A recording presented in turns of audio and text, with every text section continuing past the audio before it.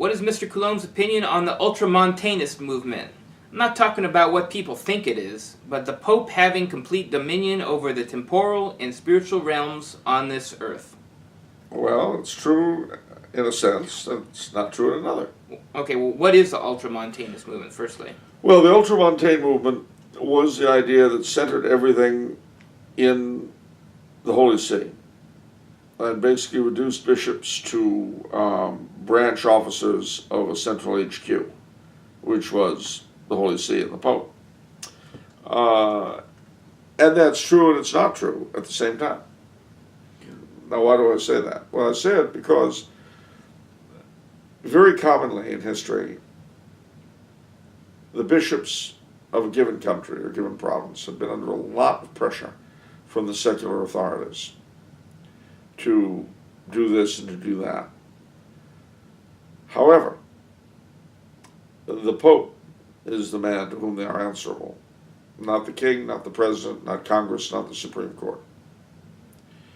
At his coronation, the notion was encapsulated by the tiara being held over his head and him being told, "You are the father of kings and princes, the ruler of the world upon earth." That's true. But where it's not true is the idea that he can simply do whatever he likes. Because he can't.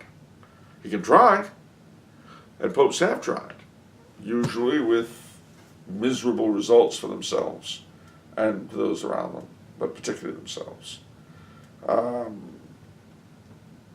They can't alter the moral law, though they can try, like Julius III, fellow I love citing. Julius III, who confirmed the election of an archbishop to a diocese in Germany, which insisted that that diocese, which resulted in that archdiocese being lost to the church. And he knew what he was doing. He knew the man was a Lutheran, didn't stop him.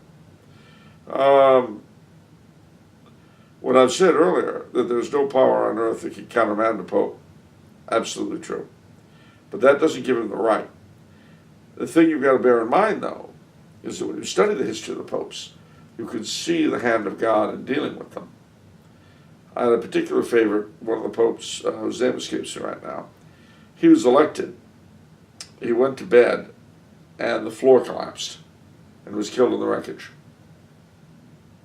I've always thought that was a very inspiring story. In what way? Well, it's obvious. God's in charge, not the Pope. And if a Pope is allowed to stay in charge and is a burden to his people, that's a punishment to the people. You know, when you say God chooses the Pope, the Holy Ghost chooses the Pope, well, that's true.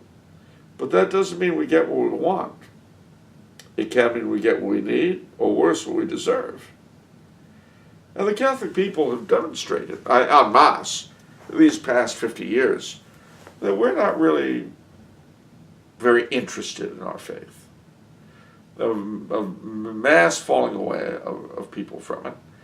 How many parents of my generation or the generation that preceded us cared whether their children stayed Catholic? Cared enough about their education to oversee it effectively? No, not many. When the liturgical changes came and all sorts of rot was foisted upon them, how many said, "I don't think so, Father"? No, we're not doing that. Nah, not many. So, I would say we've gotten the Pope we deserve. It's not my idea of a good time, but again, I don't make that choice either.